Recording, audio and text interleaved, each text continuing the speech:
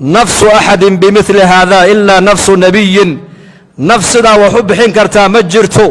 حتى يجرتنا النفط النبي بيكون جرتا أشهد أن لا إله إلا الله أذيك هرتا وحان كقريا دتك هرتو دنا كمر خاتك عيا دتك أنا أنوش شيئا إلى حق لقو عبدا إنو سنجر إلا أذيك إلا إلهي موياني أذيك النبي الرسول إنا تايما هلكا كمر خاتك عيا بودي صلاة النبي قهرتيس وكنت كان يكون إسلامين بالد صفوان بن أمية لأن مددن بنبي الله جوجو أكثر سنة سقوا مشركة ونبي صود ويني وأمرك صلاة الله تكنا ينا مكان لقول تكنا ينا أنتوا النبي هراي أبحو أيو صفوان بن أمية قدال أبحو النبي يا صحابته سدوا عبادة سريان بوفيرين يي كيف يدي النبي قول تكنا يكون إسلامين وعوكو إسلام ونكاب بدي الشيء ده سن مدي النبي محمد مركو أركيبه كو إسلام دين الإسلام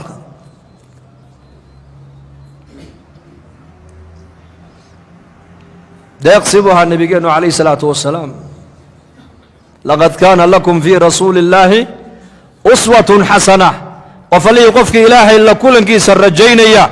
آخرنا كو حساب تميا عدة نولش هذا معلم هذا قد يقول سوى النبي محمد عليه الصلاة والسلام هذه نبي محمد عد إسقى أنا نهين أتقضى يتا نولش هذا قد كردي أقو مدينة المنور نبي يمدي wuxuu arkay yahuudi magaalada madiina kula noolayd oo caashuura soomaysa markaa buu nabigu ku yiri maalinkan ay soomayaan waa maxay waa maalinkii ilaahay nabi Muuse calayhi salaam uu badbaadiyay ee fircoonna laga halaagay weeyaan markaa Muuse ayaa soomay shukran li rabbihi buu u soomay reer bani Israa'iilna waa cibaadadooda weeyaan way soomaan markaa buu nabigu saxaabadiisii ku yiri anaga nabi Muuse uga xaq leh sooma buu rasuulku yiri waa tobanka caashuura weeyaan markay saxaabadu ay soomeen ayuu nabigu yiri kal dambe hadii ilaahay i gaarsiiyana taasuuca sagaalaadka ayaan ku darayaa oo maxaan ugu darayaa sagaalaadka yahuuda ayaan khilaafaya weeyaan xaqi cibaadada ayuu nabigu yahuuda ku khilaafay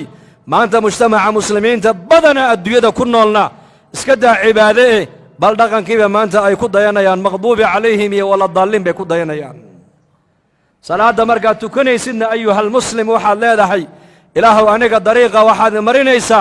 kuwii dushooda aad u nicmaysa dariiqooga imari kuwii loo nicmeeyay waa dadkii ilaahay doortay al-anbiya calayhim assalaam was-siddiiqiina wash-shuhadaa was-saalixiin ee ilaahu dadkaad u cadhootay iyo kuwii baadiyoobe dariiqa xagka ka leexday ilaahu jidkooga aniga hay marin baad ku ducaysanaysaa laakiin mujtamaca muslimiinta maanta dhaqankooga eeg xagga salaada markay noqoto cibaado markay noqotona masaajidka dhexdeeda markaan sunno ama salaad farada tukanayno waxaan ku qowlaynaa ilaahu dariiqa mustaqiimka imari dariiqii aad addoomaha aad ugu nicmaysay aad marisay imari akhlaaq markay noqoto iyo dhaqanna maanta mujtamaceennu waxay ku dayanayaan dadkii ilaahay u cadhooday iyo dadkii baadiyoobay baan dhaqankooga maanta aan qaadanaynaa nabi maxamed calayhi salaatu wasalaam wuxuu khilaafay cibaadadii buu ku khilaafay cibaadadii innaguna maanta mujtamaca muslimka meeshay doonaanba ha joogaane caadadii bay maanta kaga dayanayaan yahuud iyo nasaara marka muslim ayuhal muslim ciddaad ku dayanaysaa waa nabi maxamed calayhi salaatu wasalaam low kaana muusa xayan lamaa wasacahu ila itibaaci baa nebigu yidhi haddii nebi muuse adduunyada maanta uu joogi lahaa shareecadda isaga loo soo dhiibay ma raaceene tayda unbuu raaci lahaa buu rasuulku yidhi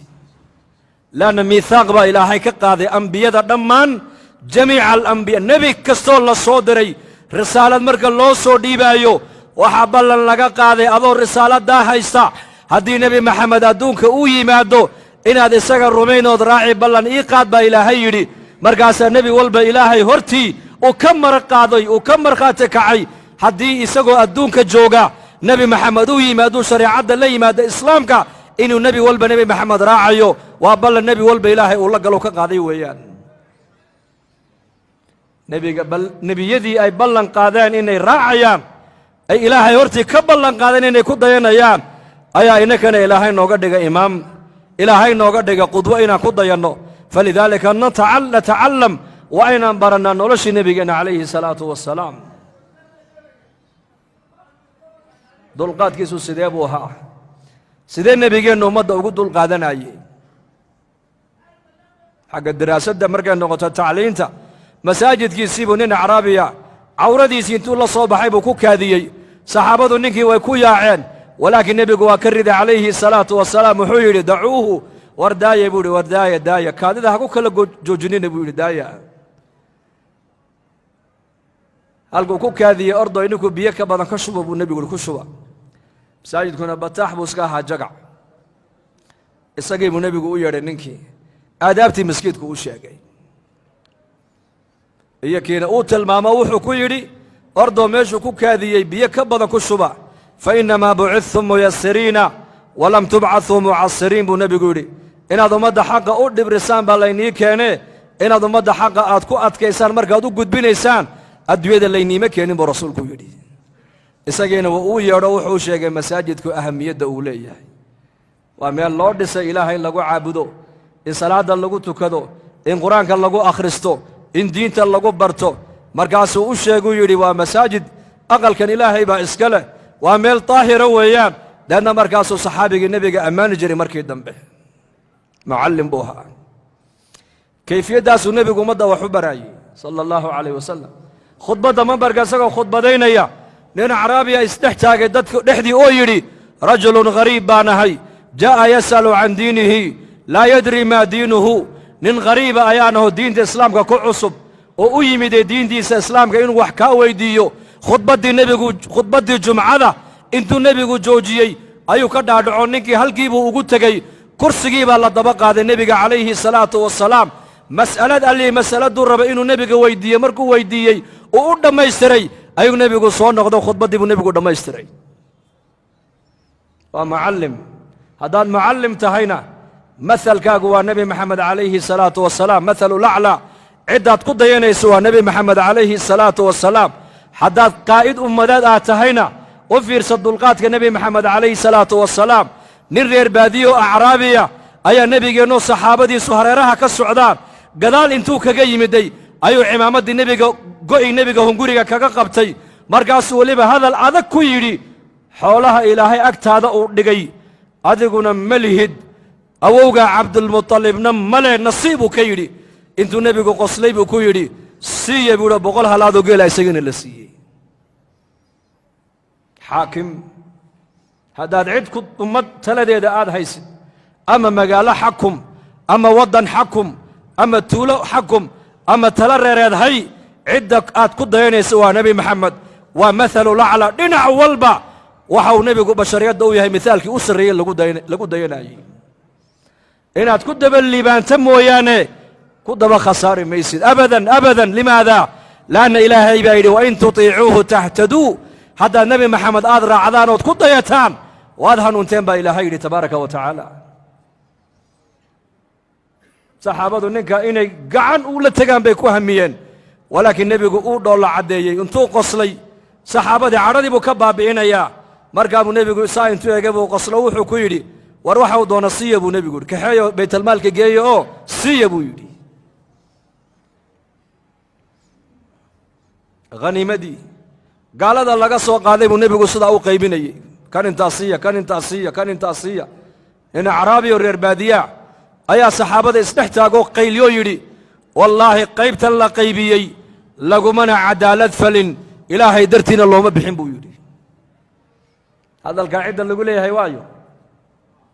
waa nebiyullaahi moxamed calayhi salaatu wasalaam bal u fiirso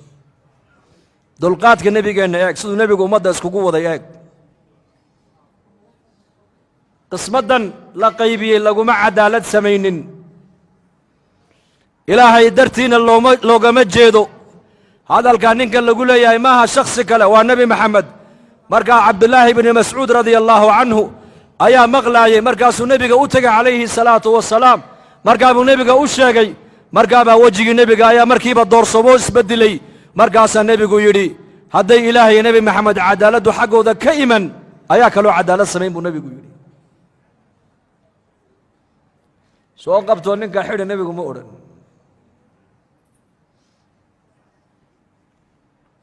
isbarbar dhig madaxda zamankan ummadda taladeeda haysa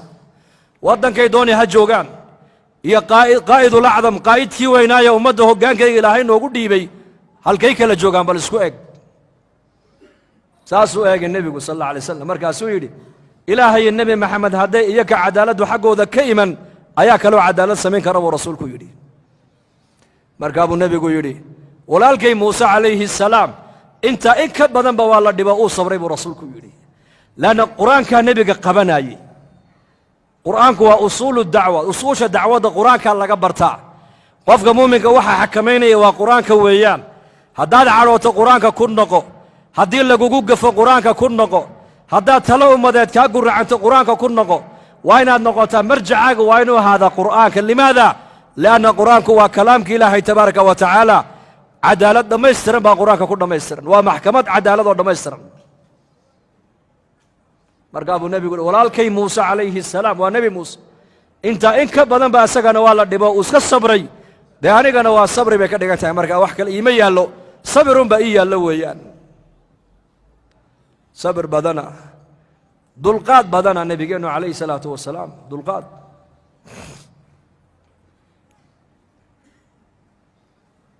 mas-uul isagoo ummad taladeeda haya ka daciifka ka qawiga ka ilaahay adeecaya ka cibaadadiisu naaqis ka tahay ka xaqa ilaahay ilaalinaya ka xaqa bini aadanka weli aan dhammaystirin ka akhlaaqda wanaagsanne ka akhlaaqdiisu ay liidato ka diinta ku fiican ka diinta weli ku dhaqankayga ku fiicnayn intaba nebigeennu calayhi salaatu wasalaam ummaddiisa uu isku waday ra'iisu lmunaafiqiin cabdullaahi bnu ubaya bnu salool inankiisii baa nebigeenna u yimid calayhi salaatu wasalaam markii laga soo noqday ghaswat alaxzaab markaasuu yidhi yaa rasuula allah aabbahay munaafiqnimadiisii caddaatay waxaan ka baqayaa aabbahay nin muslima intuu dilo ninkaa muslimka ee saxaabiga aabbahay dilay inay anigana gacan igaga siibato sidaa naar ku galaan ka baqayaa aabbahay kurkiisa anigaa soo goynoo kuu keeniye igu fasax buu ka yidhi aabbihiina waa ra'iisu lmunaafiqiin weeyaan markaa buu nebigu yidhi may kugu fasaxi maayo buu ka yidhi waayo la odhan maayo saxaabi baa munaafiq dila la odhan maayo lagu sheekayn maaye waxaa lagu sheekayn saxaabadii muxamed baa islaynayso kurka iska jaraysa adigana waa aabbaha suxbaddiisa wanaaji buu ka yidhi u samafal annagana sharkiisa ilaahay baa naga kaafin doona buu rasuulku ku yidhi muddo yar kadib ninkaa uu dhiman doonaa ra'iisulmunaafiqiin dadna markuu dhinto saxaabigii uu dhalay baa nebiga u iman doona wiilkiisa cabdullaahi baa iman doona oo nebiga ku odhan doona iigu tuko markaa cumar bnu khadaab baa ku odhan doona yaa rasuulallah munaafiqa ha ku tukane daa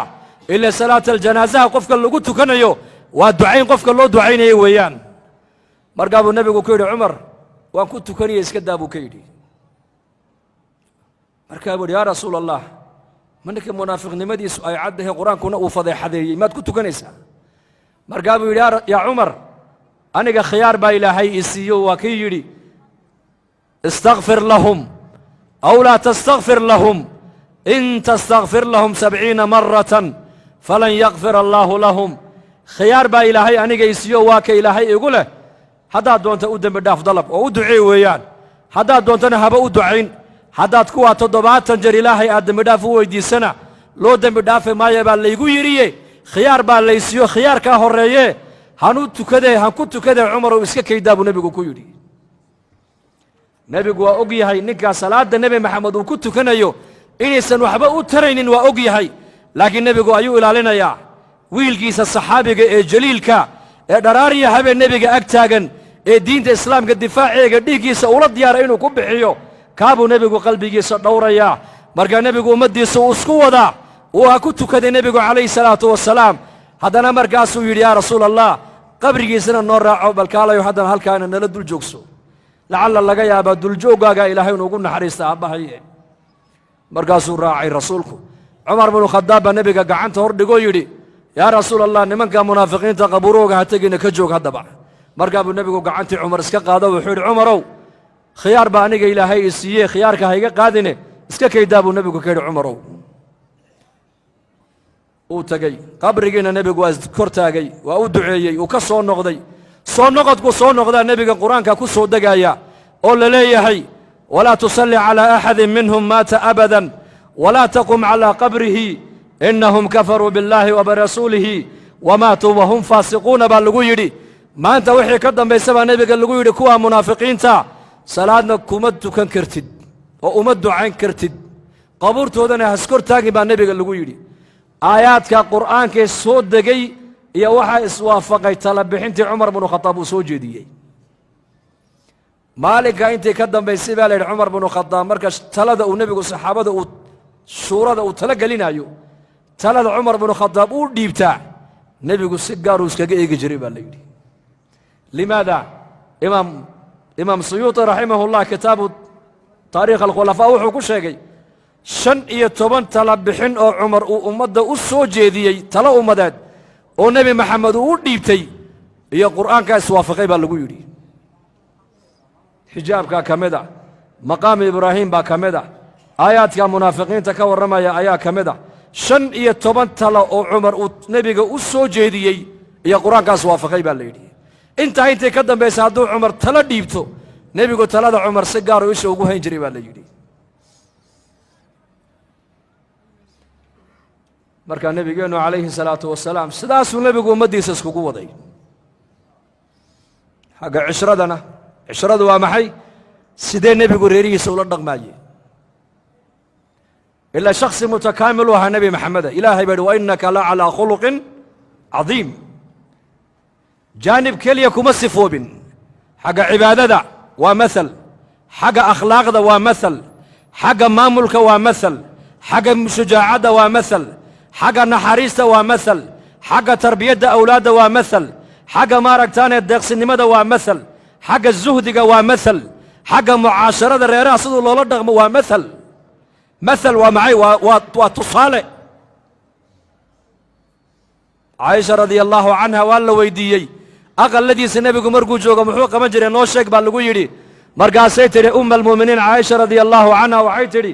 aqalka markuu nebigu joogo wuxuu qaban jiray maynii sheegaa kabta isaga ka gooday buu nebigu iska toolan jiray marada ka dildillaacantina nebigu uu karkaran jiray neefkiisana uu maalan jiray aqalka dhexdeeda adeeg waxaan u baahanayna nebigu waa noo qaban jiray tidhi isagaa noo adeegi jiray adeeg laakiin salaadda hadday gaadho nebigu salaadduu u baxaya calayhi salaatu wassalaam xuquuqda eheladiisa uu ilaalin jiray bal isagaa inoo sheegoo yidhi nafaqada dirhamka aad ilaahay diinkiisa aad ku nafaqaynayso iyo dirhamka maaragtaanay addoon aad ku xoraynayso iyo dirhamka maaragtaanay miskiin aad siinaysid iyo dirhamka ehelkaaga aad ku nafaqaynaysid waxaa ilaahay agtiisa ajar badan buu nebigu yidhi ka aad reerkaaga ku nafaqaynaysa ajar badan buu rasuulku yidhi ka reerkaaga aad siinaysid qadra alxaaja markaasuu akhlaaq buu reerihiisa ku maamulaya akhlaaq wanaagsan uu iman jiray aqalka caaisha wax la cuna ma yaalaan caaisha maya bay odhan jirtay markaa buu odhan jiray waa iska soomanaha iska daa xabsi uu tegi jiray wax la cuna ma yaallaan saaka maya waxa ma yaallaan rasuul allow waa soomanaha iska daa buu odhan jiray cunto haddii la siiyey cajabisana uu cuni jiray hadday cajab gelin weydana nebigu ma ceebayn inuu ka tegi jiray wixii cajabiye wixii loo sameeyo haddii shaygaa uu cajabiyo ma odhanayn haddii shayga la sameeyana ma odhanayn maxaa sidan u samayseen shayga aan loo samayna ma odhanayn maxaasaa u samayn weydeen ma dagaalamayn ma cadhoonayn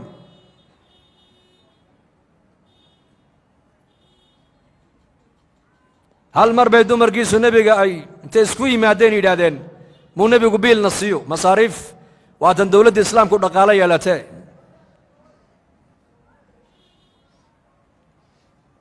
wuu ka hijrooday nebigu dumarkiisii jibriil baa u yimid oo waxaa lagu yidhi reerahaagii adduunyaa soo gasho adduunyay ka fikireene ka dheerow baa lagu yidhi 22 cishuu nebigu maskiidka iska galay baa la yidhi ilaa magaaladii madiine war waxaa galay la leeyahay nebigu xaasaskiisii uu furay cumar baa socday inantiisii xabsu u tegey aabba nebigu muu ku fura maya nama furin maxaad samayseen wallaahi waxaan samaynoo dembi weyn annagu ma garanayne waan isku imanno waxaan soo hadal qaadno nidhi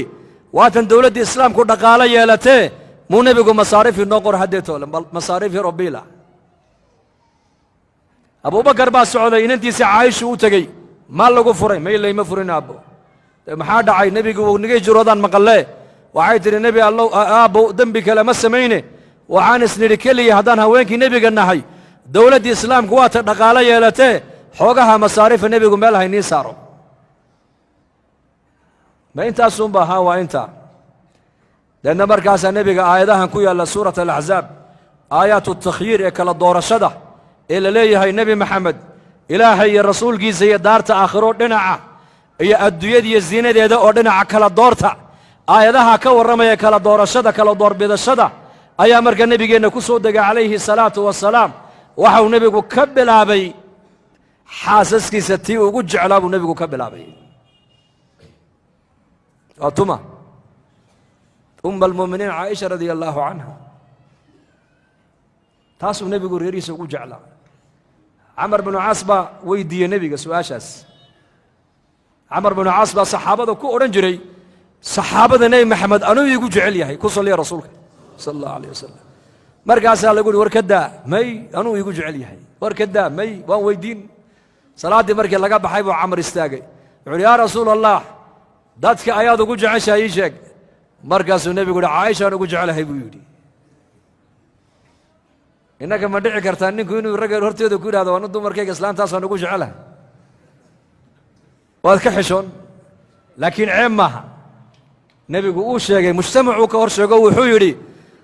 dadka waxaan ugu jecelahay caaisha markaasuu yidhi maya dumarkaaga maaha ragga markaasuu yidhi aabbaheed waa kuma abubakar markaasuu haddana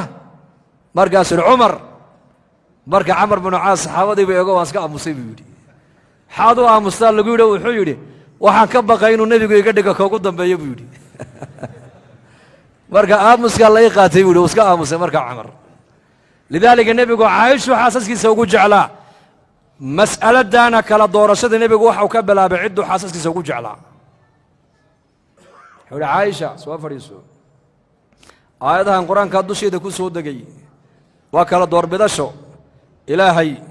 iyo rasuulkiisa iyo jannada oo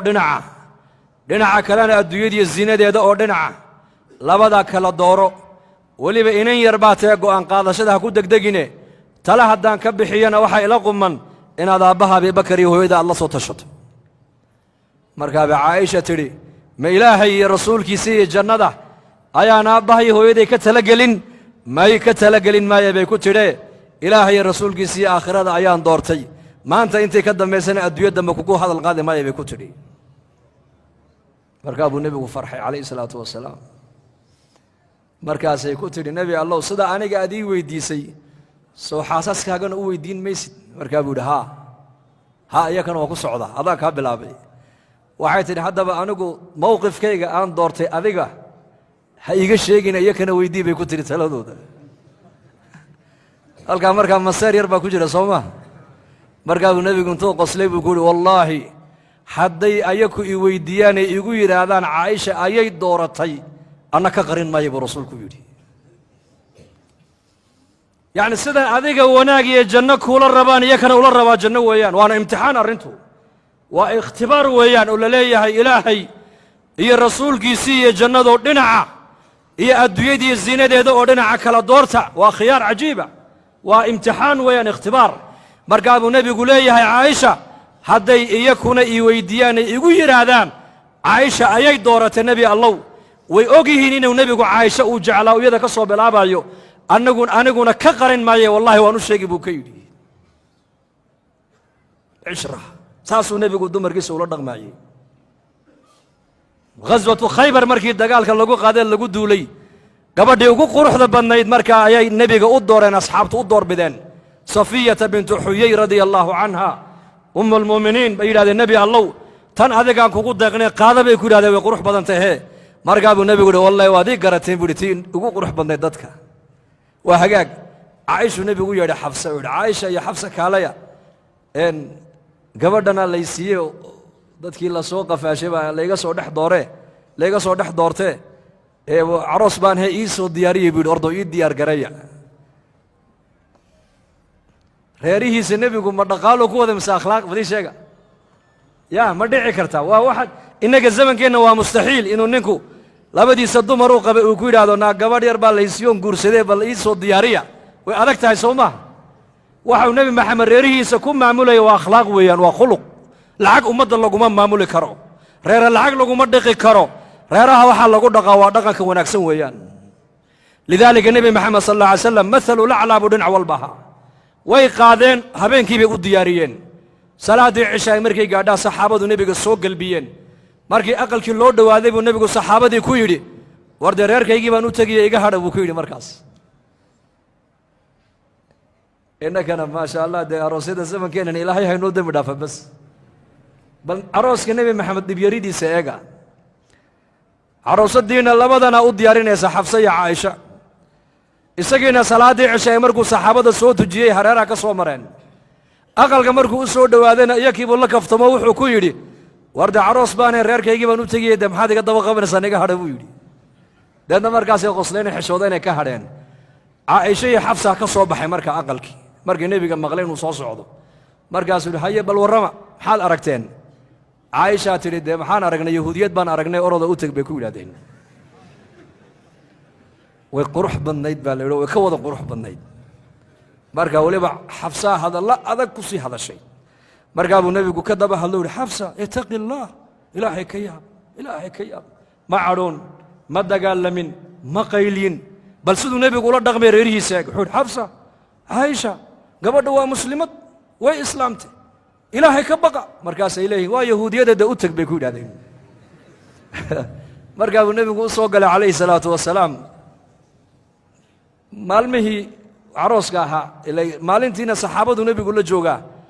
dumarka marka u yimaado marka gabadha way u weheliyaan oo u sheekeeyaan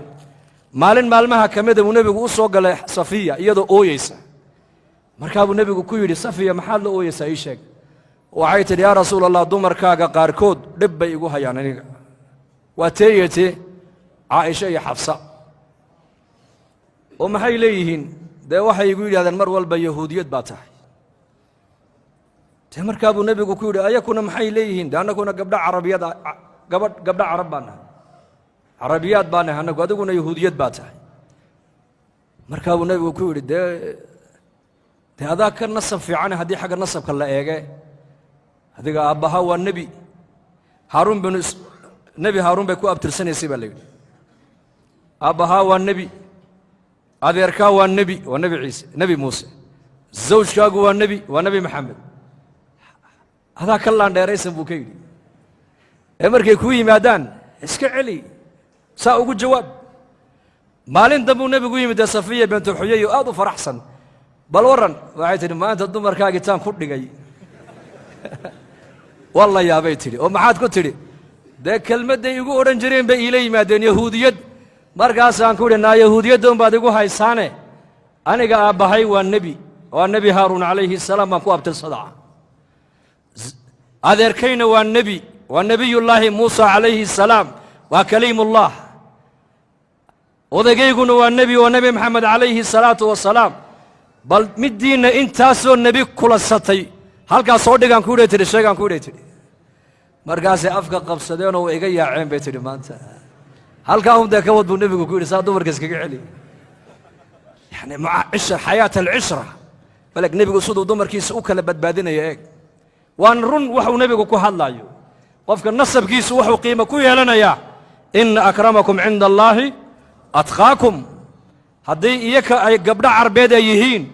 oo Xafsana Umar u dhalay Aishana wa Abu Bakar u dhalay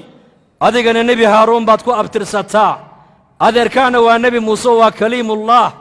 hadii nabi Maxamed uu ni wada iyaka u qabana de adiguna nabi Maxamed waa ku qabaabu ka yiri nabigu marka nabiyullaahi Muhammad alayhi salaatu wasalaam isaga inoo qudwa marka nabigeena haddaan guul doonayno liibaan doonayno izzi doonayno sharaf doonayno wayna nabigeena raacnaa hadba inta ummaddu dhaqankii nabi Maxamed aan ka sii fogaano waxaad ogaataa ilaahayna waa inaga fogaanayaa ogow ghazwat Uhud ayaa darsi baa duruus baa ayaa ku duuban duruus ابن قيم الجوزي رحمه الله في زاد المعاد بكغا ورمي انت مسائل وكسو صاري شيخاسي في غزوة أحد hadday axkaam tahay hadday cibar ay tahay hadday taariikh tahay hadday siiro tahay hadday hadyi tahay ma malayn karaysid jamaacuu nebigu soo qaaday jamaaco jabalurumah buurta la yidhaha buu nebigu jamaacaddaa u dhigay waxa uu nebigu kula dardaarmuu ku yidhi haddii aad guulaysanood aragtaan iyo haddii kaleba ininku halkaa ii jooga buu rasuulku ku yidhi judhii u horraysaba muslimiintu way guulaysteen waa la jebiyey gaalladii khaniimadii baa la guranayaa jamaacaddii nebigu buurta uu dhigay ee xagga dhabarjebinta uu nebigu u dhigay inay ka ilaaliyaan way kala jabeen markiiba qola waxay yidhaahdeen way guulaysteen muslimiintiiyo waa kuwa khaniimadii guranayee ina dhaadhiciya amiirkii jamaacaddu wuxuu yidhi may war ha degdegine nebiga ha khilaafine amar nebi baan meesha ku joognaaye halkaa jooga may dagaalkii dhammaa guushii muslimiinta ee raacdeenna dhaadhiciya may way kala jabeen jamaaca way dhaadhacday oo khaniimadii bay ka qayb galeen inay muslimiinta la gurtaan laakiin jamaaca buurtii bay ku hadhay jeyshkii maaragtaane fardaha khaalid ibnulwaliid oo maalintaa aanan muslim aanan ahayn ciidankii uu watay ee fardahee fardoolayda ayaa dhabarjebin intay xagga dambe ku soo sameeyeen jamaacaddii buurta ku hadhay amarka nebi maxamed ku sugnaatay ilaahay waxa uu ku deeqay inay noqdaan wada shuhado maxay noqdeen shahaadaa ilaahay wada siiyey jamaacaddii nebiga amarkiisa jebisayna dhaawacii iyo ka keliya ma soo gaadhine bal muslimiintii oo dhan maalintaa dhaawacu waa gaadhay 70 saxaabada nebi maxamed ka mid ah ku shahiiday oo nebiyullaahi muxamed calayhi salaatu wasalaam baa maalintaa dhaawac la gaadhsiiyey sababtuna waa maxay waa jamaacaddaa buurta dul joogta iskhilaaftay weeyaan adduunye jacayl baa ilaahay ku sheegay meesha inuu yimiday cisyaan baa dhacay oo nebi maxamed amarkiisii haddii la jebiyey waxaad ogaataan gargaarkii waa rafacmaya lidaalika ibnu cabbaas radia allaahu canhuma ayaa odhan jiray laba nabadgelyaa ilaahay ummadda siiyey labadaa nabadgelyo mid ilaahay waa inaga qaatay waa nebigeenna moxamed calayhi salaatu wasalaam midna waa istikfaartii oo istikfaartii waa ummadda loo reebay wamaa kaana allaahu liyucadibahum wa anta fiihim wamaa kaana allaahu mucadibahum wahum yastakfiruuna baa ilaahay yidhi intaad adigu ummaddaada dhex joogtana cadaabi mayna baa ilaahay yidhi inta ummaddaadu dembidhaaf ilaahay ay weyddiisanayaan ee ilaahay ay u soo noqonayaanna cadaabi mayna baa ilaahay yidhi marka amar nebi maxamed ka soo fulay oo jamaacadda qayb ka mida ay jebiyeen ayaa muslimiinta maalintaa jab ku soo gaadhay oo 70 nin oo saxaabadu ku shahiiday nebi maxamedna maalintaa la dhaawaco dhiiggiisa dhulka uu ku daatay xamso nebiga adeerkiiyana uu ku shahiiday ma ahayn dagaalku wax sahlan dagaalka uxud waxaa qisaddaa inoogu filan oon u soo qaatay haddii ummaddu ay nebi maxamed calayhi salaatu wasalaam hadyigiisa dhaqankiisa sunnadiisa akhlaaqdiisa aan ka fogaanno waxaad ogaataan ilaahay baan ka fogaannay ogow wa atiicu allaha warasuulahu walaa tanaasacuu fatafshaluu watadhaba riixukum wasbiruu ina allaha maca asaabiriin bal inta axkaame aayaddaa ku jirta u fiirsada wa atiicu allaha warasuulahu ilaahay adeeca baa la yidhi oo rasuulkiisa adeeca walaa tanaasacuu ininka dhexdiinna baa ilaahay yidhi ha marmina xaqa laguma marmo xaqu waa cad yahay waa la raacaa xaqa haddaad tanaasac mulkiga haddaad isku qabsataan iyo maamulka haddaad talada ummadda isku qabsataan kanaa sax iyo kanaa qalada haddaad isku qabsataan oo muslimiinta dhexdooda uu ka dhaco maram ku salaysan baatil oo xaq aanan ahayn hadduu dhexdooda uu ka dhaco fatafshaluu baa ilaahay yidhi waad fashilmaysaan fashal hadduu yimaadana maxaa ka dhacaya watadhaba riixukum quwaddiinni iyo midnimadiinni baa tegaysa baa ilaahay yidhi waa lagu soo celiyoo la yidhi haddana wa atiicu allaha warasuulahu ilaahay rasuulkiisa adeeca baa lagu yidhi in kuntum mu'miniin haddii aad tihiin kuwa iimaan le baa ilaahay yidhi marka nebigeenna moxamed calayhi salaatu wasalaam noloshaa uu ummadda ula yimiday baa la rabaa inaan ku dayanno xayaata alislaam haddaad nolosha islaamka aad raaci weydid waxaad raacaysaa xayaata xayawaaniya xayaatada la yidhaahdo marka shayga ugu muhiimsan ee nebigeenna kaga dayanaynaa waa maxay bay culimmadu yidhahdeen وقابك النبي جاء إنه أمده الرسالة ده وقارسينا تبليغ الرسالة أكبر معجزة واتاس سيدي النبي أمده وتربية دي سيدي النبي أمده الرسالة ده وقارسيي كيفية دي النبي محمد أمده الرسالة ده وقارسيي كيفية دي بهي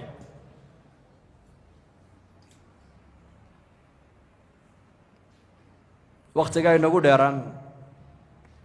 لكن النبي جينا محمد عليه الصلاة والسلام هنا كده ينو ونولشي سام برنو ونوبتينا برنو ونكده قنو ودين تا إلهي نسي نولشين أي كم وقتو دال بلوب بهاي مركز دال كاس علماء كلية مها مسؤولية وحي سارن تاعي نبي يقول دين تا إن أمد لقارسيو دين لبرو حلك علماء كلية نبي يقول مسارين مسلم كاستحلك نبي يقول كوري جيو وصاري بلغوا عني ولو آية بلغوا وأمر عني وتشريف يا تكريم ولو آية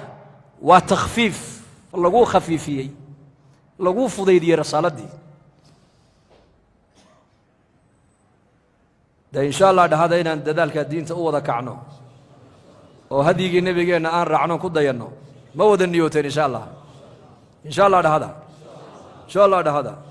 سيفي عنو تاقا قعنت الله ينقبله دم بيجينا الله هداف